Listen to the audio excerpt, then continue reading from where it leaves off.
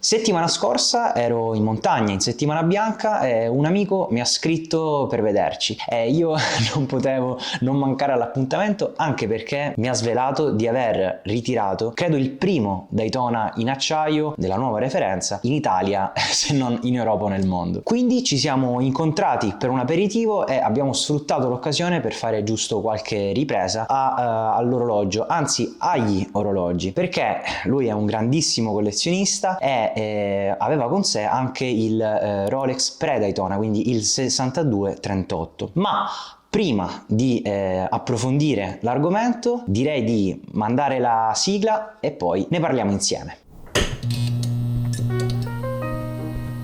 Quindi, come vi dicevo, sono riuscito a paragonare, per così dire, il Rolex Daytona nuova referenza, quindi 126-500, con il Rolex pre-Daytona, il 6238. 60 anni di differenza e anche d'altronde il 60° anniversario per il quale è stato presentato questo nuovo Daytona. Mi piacerebbe magari più in là riuscire a fare anche un confronto con la vecchia referenza, quindi la 116-500, e magari anche con la 16-520. Questo Daytona presenta moltissimi richiami al passato, perché, come ci ha da sempre abituati Rolex, la parola chiave nella storia e nel know-how dell'azienda è quella di evoluzione e non di rivoluzione. Quindi i modelli in realtà non vengono mai stravolti, viene mantenuta sempre una stessa linea, mantenendo sempre lo stesso fil rouge che collega tutti i propri modelli del proprio catalogo. A marzo del 2023 è stato presentato quindi il nuovo Daytona per il 60° anniversario del modello. Il calibro non veniva aggiornato da ben 20 anni e, come sappiamo, appunto, la storia dei Daytona automatici inizia nel 1988, quando i Daytona montavano un calibro di derivazione Zenith, il Primero 400, che è stato modificato in più o quasi 200 componenti, diventando anche un movimento COSC. Successivamente nel 2000 è stata presentata la referenza 116-520, la prima referenza che montava un calibro automatico in house, anch'esso COSC, per poi arrivare al 2016, quando la Rolex presentò il primo Daytona con lunetta in ceramica, ossia la referenza 116-500. Nel 2023, appunto a marzo, è stato presentato invece questo nuovo Daytona, il 126-500, che, come ho detto prima, riprende molto il passato, ma allo stesso tempo ha delle grandi innovazioni, come ad esempio il movimento, ma adesso lo approfondiremo nel dettaglio. La cassa continua ad essere da 40 mm per quanto riguarda il diametro, invece lo spessore passa a circa 12 mm, per la precisione 11.9, riducendola di 0,5 mm. Beh, che dire, sicuramente un grande passo avanti, anche perché io l'ho provato ed è molto più comodo rispetto ai precedenti, è molto più sottile e tranquillamente diventa, non voglio essere, diciamo, un po' uscire dagli schemi, ma comunque diventa quasi un elegante, perché è davvero, per essere un cronografo, è davvero molto molto comodo al polso. La cassa adesso è simmetrica e, a differenza delle vecchie referenze che presentavano una cassa asimmetrica più bombata sul lato dei tasti e della corona, adesso ha una linea molto più uniforme. Vediamo appunto come anche le spallette della corona sono molto più addolcite e rendono di nuovo l'orologio, sempre mantenendolo un po' sportivo, ma comunque un po' più elegante. Inoltre le anse sono state modificate, sono stati introdotti i cosiddetti piedini anche sui movimenti in acciaio, perché erano già presenti sui modelli in oro o sui modelli Oysterflex e anche sui modelli di Yachtmaster. Questi piedini permettono all'orologio di essere molto più ergonomico e molto più comodo al polso, poggiandosi letteralmente su tutto il dorso del polso. Quindi, come vediamo, dal punto di vista della cassa, davvero dei piccoli ritocchi che l'hanno però, dal mio punto di vista, un po' stravolto. Di nuovo è un'evoluzione, non è una rivoluzione, perché i modelli di Rolex mantengono sempre una stessa caratteristica, però, come già detto, questo modello con questi piccoli ritocchi occhi, dal mio punto di vista è stato migliorato. Anche il bracciale è stato rivisitato, in realtà non in maniera aggressiva, perché le caratteristiche praticamente sono le stesse, però è un po' più addolcito, contribuisce anche lui nel renderlo un orologio più comodo al polso e più elegante e secondo me anche meno appariscente. I dettagli infatti sono stati tutti ridimensionati, il quadrante è stato rimpicciolito nelle sue caratteristiche. Di primo impatto si può notare come i subcontatori sono l'elemento che contraddistingue la nuova referenza rispetto alla vecchia, infatti sono molto più sottili, molto più addolciti e riprendono quelli che erano i subcontatori che presentavano i Rolex cosiddetti Zenith. Non sono allineati al centro del quadrante come lo erano i Zenith perché il movimento non lo permette, ma comunque sono stati ridimensionati e sono molto meno evidenti. Questo potrebbe essere per alcuni una pecca per quanto riguarda i quadranti bianchi, ma dal mio punto di vista è un plus sia dal punto di vista estetico che dal punto di vista storico, perché io da sempre preferisco i Rolex Zenith e quindi appunto per me questo rispolverare i vecchi modelli da parte di Rolex è stata una mossa che condivido e che apprezzo davvero molto. Oltre i subcontatori sono stati rimpiccioliti anche gli indici, le sfere e anche tutte le scritte presenti sul quadrante, rendendolo appunto un orologio molto più vicino ai vintage e riscoprendo quello che è stato il passato gloriosissimo dei Rolex Daytona. Sicuramente uno dei modelli, se non il modello da sempre più richiesto, che però non ha da sempre avuto questo successo, ma lo affronteremo più in là. Per quanto riguarda il movimento, come dicevo appunto non veniva modificato da ben 20 anni e adesso si è passati dal 4130 al 4131, calibro che è stato rivisitato nelle sue componenti, mantiene una riserva di carica di 72 ore e presenta un meccanismo con innesto verticale che garantisce una precisione prolungata del cronometro. Lo scappamento Chronergy lo rende resistente ai campi magnetici e anche la spirale Parachrom ne migliora le prestazioni. È stato presentato anche il calibro 4132. Questa è un'edizione un po' più speciale che la troviamo presente soltanto sul Daytona Le Mans, quindi in oro bianco, celebrativo per il 100° anniversario della 24 ore di Le Mans e che presenta una modifica al calibro. Questo calibro permette il conteggio delle ore della funzione cronografo su 24 ore invece che le tipiche 12, grazie a un meccanismo addizionale brevettato da Rolex.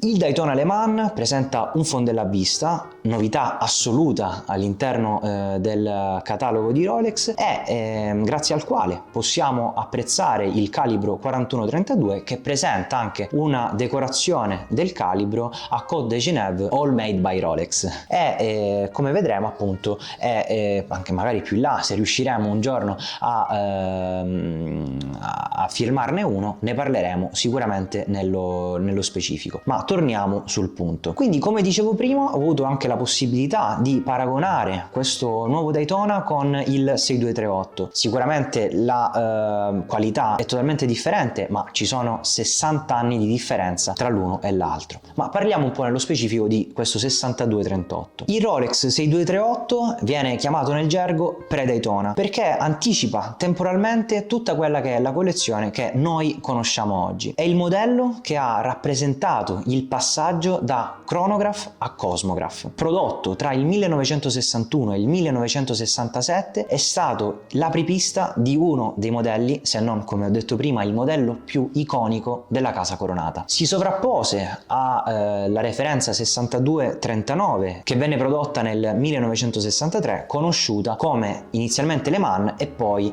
Cosmograph Daytona, per poi arrivare alla referenza 6240 passando dai tasti a pompa ai tasti a vite. Referenza 6240 resa celebre dal mitico quadrante Paul Newman, un quadrante che è stato ripreso anche nell'edizione del nuovo Rolex Le Mans nel suo quadrante. Il Rolex 6238, il pre-Daytona, montava inizialmente il calibro 72B per poi arrivare al 722 di derivazione Valjoux. Ovviamente parliamo di un calibro manuale perché, come abbiamo detto prima, i primi calibri montati su un Rolex Daytona automatici vennero introdotti nel 1988 con i calibri di derivazione Zenith. Il Rolex pre-Daytona è stato prodotto in appena 2500 esemplari tra l'acciaio, l'oro 18 carati e l'oro 14 carati. Inizialmente veniva venduto con le sfere e i quadranti che erano stati prelevate dalle referenze 60-34 e 62-34. Successivamente le tre varianti monocromatiche erano grigio chiaro, grigio scuro e nero, gilt e matte. In questo caso l'esemplare in oggetto monta un quadrante nero matte con scritte a contrasto di color porporina, quindi argento. Il ponte è marchiato RO e invece il bracciale a rivetti elastico USA. Il bracciale a rivetti sicuramente è un punto a favore e un punto a sfavore del 6238. Punto a favore perché è un qualcosa di magnifico a livello estetico e storico, e probabilmente un po' meno dal punto di vista della solidità, perché di certo i modelli moderni sono molto più solidi al polso, ma la leggerezza, quanto avvolga al polso il bracciale rivetti elastico, non ha uguali. Invece per quanto riguarda la questione quadranti del 6238, si stima che la produzione dei quadranti neri si attesti intorno al 10% di tutta la totale produzione dei 6238, sia nei gilt che nei matte, quindi siamo intorno ai 250 orologi, una assoluta rarità. Infatti sono stato fortunatissimo di averlo filmato, e passiamo quindi al paragone con questo Daytona 126-500. Sicuramente due orologi che sono quasi totalmente diversi. Come dicevo prima, però, il fil rouge di Rolex è sempre lo stesso: produrre degli orologi solidi e che siano allo stesso tempo sportivi ma comunque abbastanza eleganti. Di certo il 6238 dal punto di vista dell'eleganza non ha nulla a che vedere con il nuovo 126-500, ma stiamo parlando di un vintage, di una rarità incredibile, che addirittura passa molto più inosservato. Infatti scambiando due battute con l'amico che ci ha prestato questi due orologi da filmare, si diceva appunto che lui si sente molto più tranquillo ad andare in giro con il 6238 piuttosto che con il 126-500 o altri moderni, perché sono molto più sbrilluccicosi, dovute al fatto della maglia lucida che comunque rende l'orologio molto più vistoso. Poi passiamo anche alla ghiera, della quale non ho ancora parlato. Nel 6238 ancora la scala tachimetrica era all'interno del quadrante e successivamente è stata posta in un inserto ghiera. Invece nel 126-500 l'inserto ghiera, diventato dal 2016 in ceramica, è stato aggiornato. Infatti vediamo come l'inserto ghiera adesso non è più un'unica componente, bensì viene posto all'interno di un contorno in metallo, dello stesso metallo dell'orologio. Questo permette alla ghiera, all'inserto ghiera, di essere molto più sicuro agli urti. Per quanto riguarda il quadrante, stiamo parlando di due orologi che sono di due epoche diverse e si vede. Ancora il Daytona non era il Daytona che conosciamo adesso, era molto più un cronografo vecchio stampo, però comunque le linee, il fascino che mantengono i Rolex e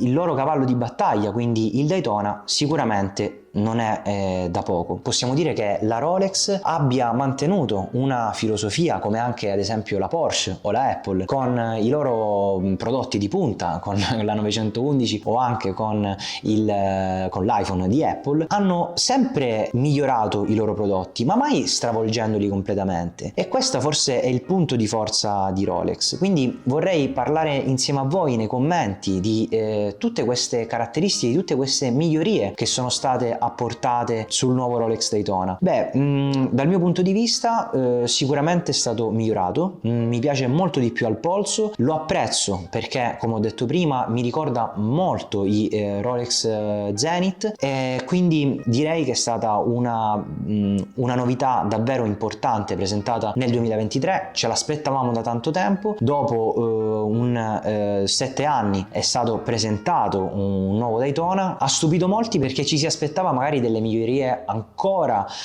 più invasive, ma preferisco questa linea di Rolex che pian piano migliora i propri movimenti. Ho notato però, come già detto, un'attenzione particolare al passato, e dal quadrante che, come ho ripetuto più volte, riprende i Daytona Zenith, è l'inserto ghiera che riprende le ghiere in bachelite dei Daytona 4 cifre. Un modello da sempre inarrivabile, anche se l'inizio del Rolex Daytona non è sempre stato così fortunato. Infatti le prime referenze quasi venivano tirate dietro perché il costo era molto più elevato rispetto alla media. Le liste d'attesa per questi orologi, come sappiamo, sono da sempre davvero infinite. È quasi impossibile riuscirlo ad acquistare al listino e per noi comuni mortali è davvero un'impresa. Però non si smette mai di sognare, infatti io continuerò ad aspettare quel momento in cui la famosissima chiamata arriverà. Beh, vedremo. Comunque questo Daytona va visto dal vivo, ne vale davvero la pena. A livello di comodità e di estetica, secondo me sono stati fatti, ripeto, tantissimi passi in avanti. Credo che il modello nero, come quello che abbiamo visto in video, è forse meglio riuscito rispetto al quadrante bianco perché o almeno è stato migliorato molto di più. Nonostante il Panda della referenza 116-500 era il mio modello preferito della linea Daytona, invece trovavo il modello Reverse Panda, quindi il modello con quadrante e lunetta nera, lo trovavo un po' troppo vistoso. Sarà per il bracciale con maglia lucida o i subcontatori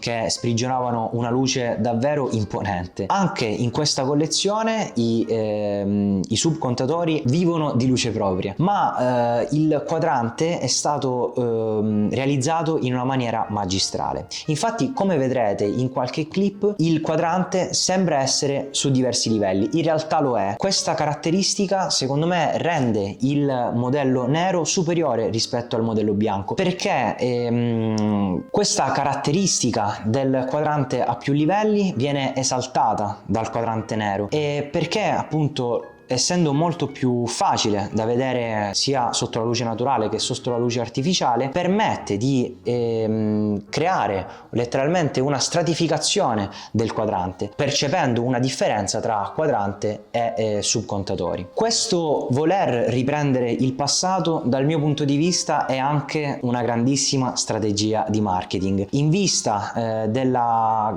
grandissima operazione della CPO presentata da Rolex, quindi la Certified Pre-Owned, sicuramente Rolex adesso vuole puntare tantissimo sul vintage e vuole riscoprire quelli che sono stati i suoi modelli più iconici. E in questo libro, che è il magazine di Rolex, viene ripresa la storia del Daytona, si parla di Paul Newman, si parla addirittura anche di un orologio fantomatico del quale io non conoscevo, del quale non avevo mai sentito parlare, indossato dall'avvocato Agnelli. Quindi vediamo come la casa coronata sta puntando finalmente, direi, su quella che è la sua storia. Ce lo aspettavamo? Non lo so, fatemelo sapere voi nei commenti. Vorrei sapere da parte vostra cosa ne pensate di questo Rolex Daytona e di questa filosofia che sta portando avanti Rolex e dove si arriverà nei prossimi anni. Ne parliamo insieme nei commenti e, come sempre, vi ringrazio per essere arrivati fino alla fine di questo video.